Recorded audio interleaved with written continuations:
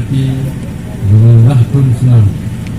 Kami kejadian yang kau ikut untuk sama-sama khususnya di Aceh Utara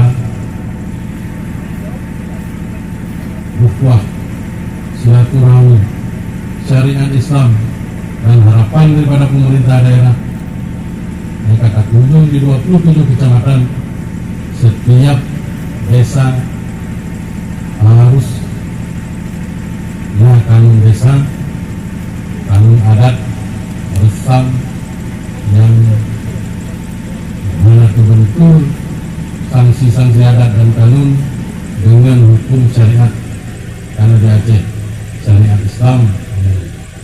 Ini harapan kepada seluruh Haji Fauzi Yusuf dan kepada para yang kedua saya ingat adalah Kiban Baladro.